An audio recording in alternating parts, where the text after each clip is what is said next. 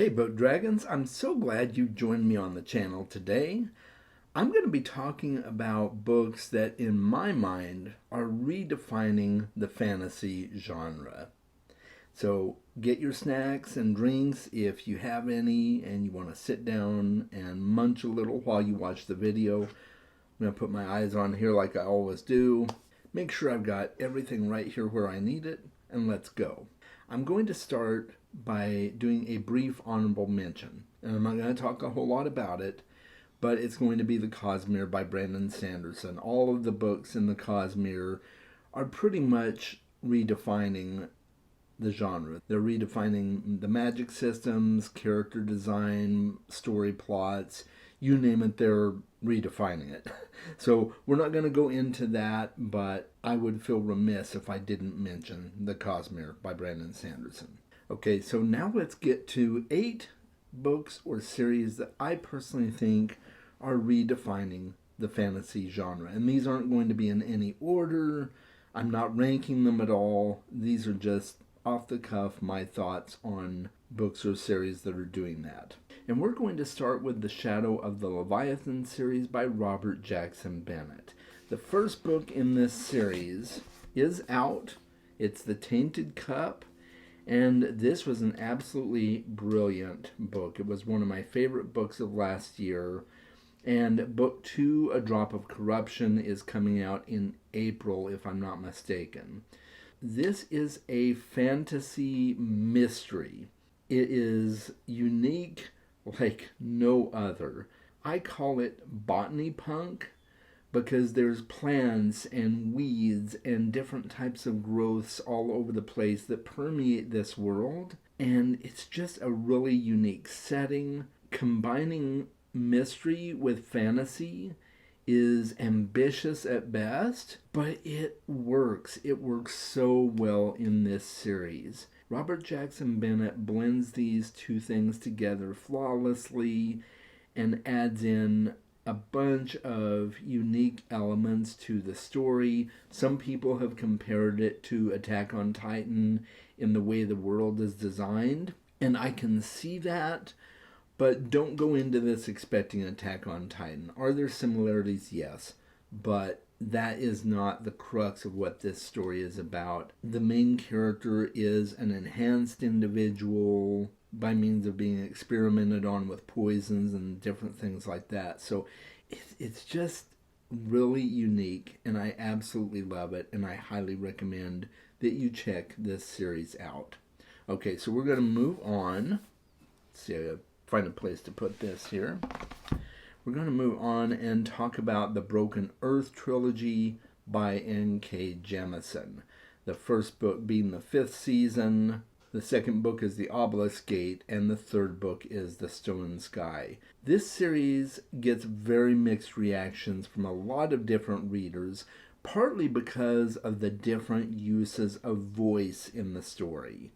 It will switch from first person to second person in almost the blink of an eye. A lot of people don't like that, and it turns a lot of readers off early. But I would strongly encourage you to stick with the series, because as the story progresses, you begin to learn why it's written the way it is, and you learn things about the world that are really cool. It is a post-apocalyptic Earth setting. Environmental cataclysms have begun to happen that have caused massive tremors across the planet, and the planet is just in turmoil. As things progress, you start to find out why that happened, and it's heavy with politics and thirst for power.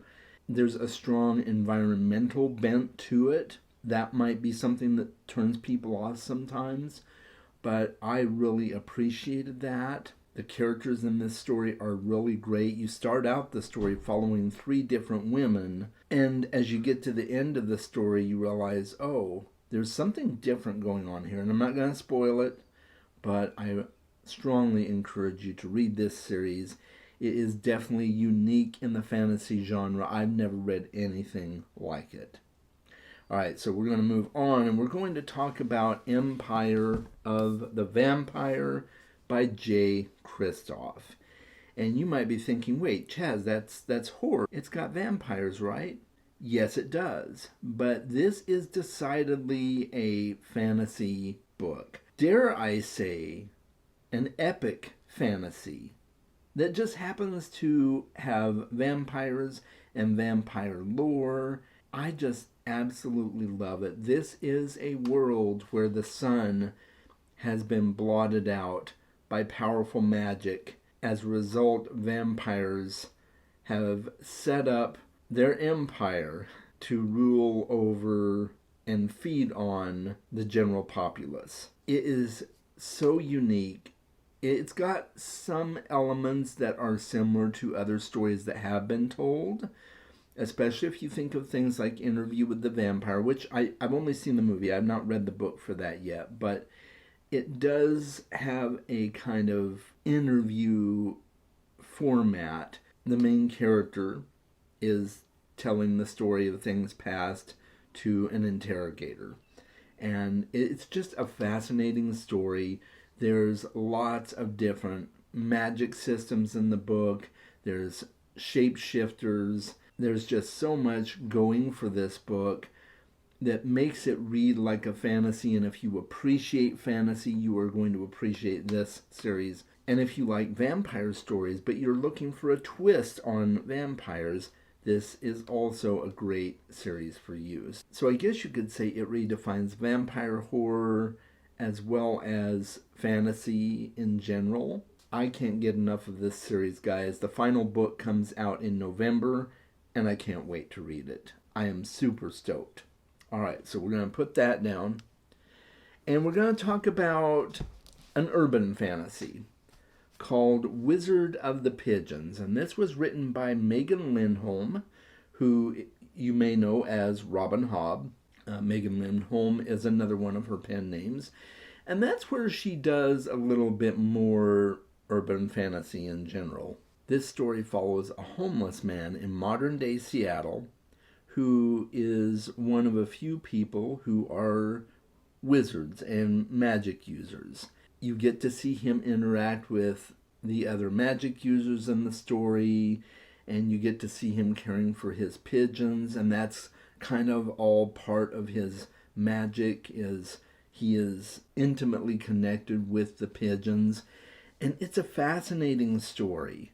I did it on audiobook, and I enjoyed it so much that eventually I want to pick up the physical book and do a reread of it. It tackles homelessness in a very intimate way, something that I have not seen done in a fantasy novel. And it gives you a unique window on the city of Seattle, Washington. It's a more intimate look into the character of Wizard himself. And I just highly recommend that you check this book out. I had a chance to talk with Robin Hobb about this book when I met her last year, and she was so tickled because it's one of her favorites because she loves Seattle so much, and it was a very personal venture for her. You should really check out this book.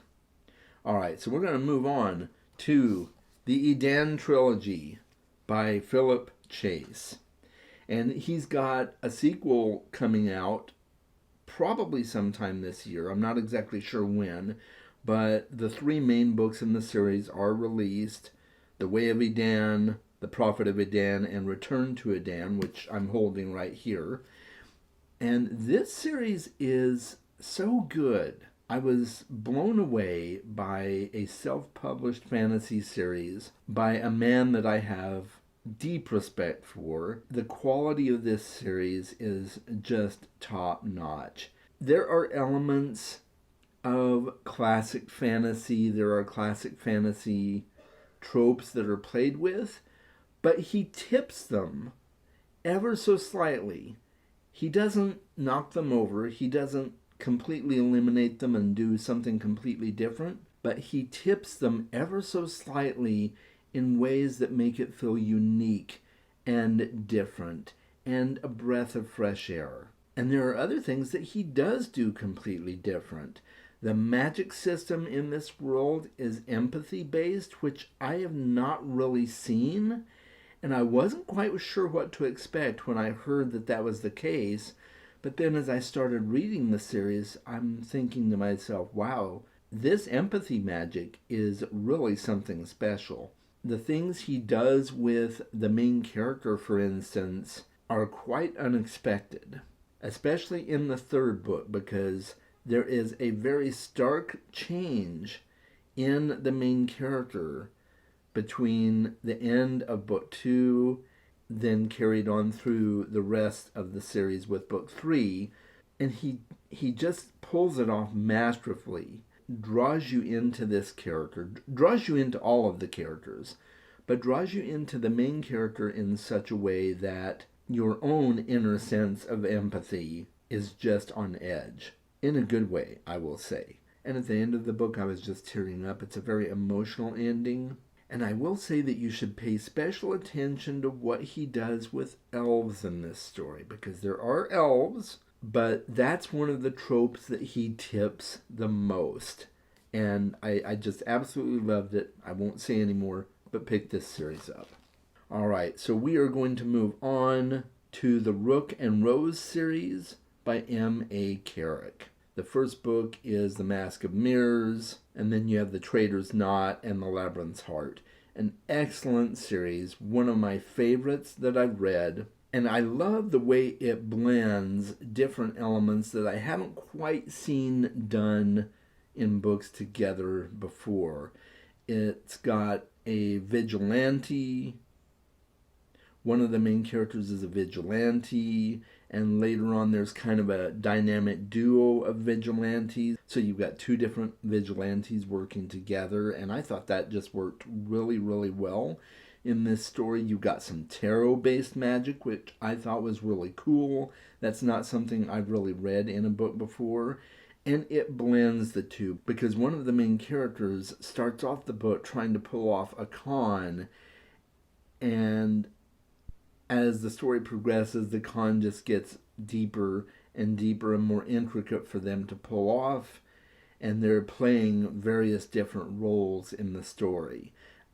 I just thought it was excellently done. The setting is really cool. It feels kind of like an Italian seaside setting with boats, kind of like Venice in a way, and it feels very Victorian with the way they dress and things of that nature. So it's really, really a great series. I highly recommend it. It's doing some really cool things that are different for the genre. All right, so we're moving on to Legends and Lattes by Travis Baldree. I absolutely loved this book, guys. It is a cozy fantasy. And Travis Baldree kind of kick-started the cozy fantasy genre, and now everybody seems to be writing a cozy fantasy, which is fine, but Legends and Lattes is just really special because there's not much going on. Talk about redefining the fantasy genre. It has fantasy type characters in it. You know, the main character is an orc, and she's come to this small town to get away from wars and battles, and she wants to start up a coffee shop, or hot bean juice, as a lot of people in the town call it. But we know it as coffee, right? And it's just really fun and relaxing, and there's not much going on except the fact that you're getting hungrier and hungrier as you're reading this, because you're talking about fancy drinks, and you're talking about pastries and what's next on the menu, and you're talking about how to bring more people in so we can all have community together. It's just doing so much different for the genre, and it works. It works so well, guys.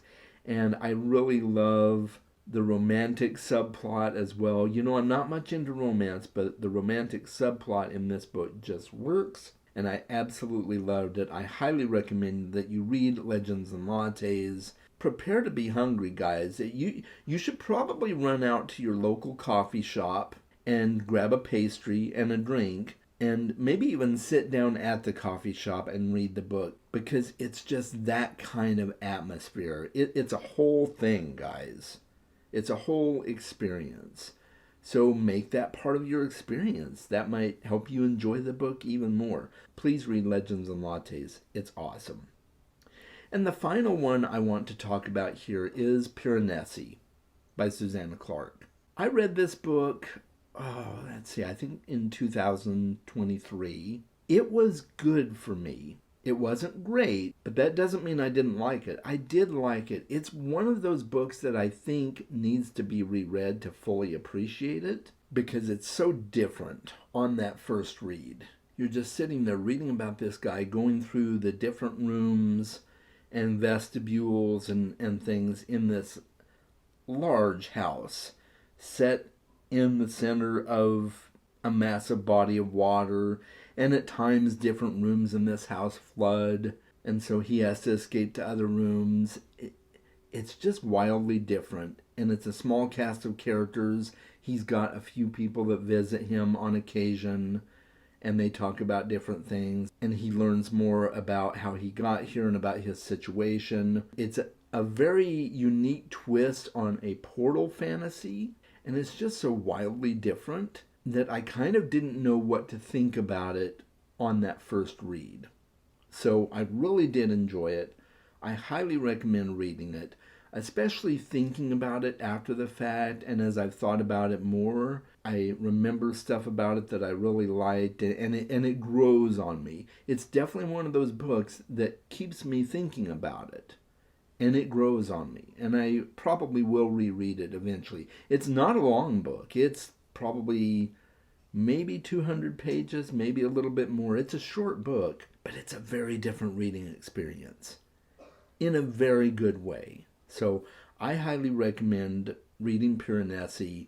I may reread it in another year or two, or maybe sooner than that. I don't know, but I do know I want to reread it. So that is my list of 8 books or series that are redefining the fantasy genre. At least in my opinion, they are redefining the fantasy genre.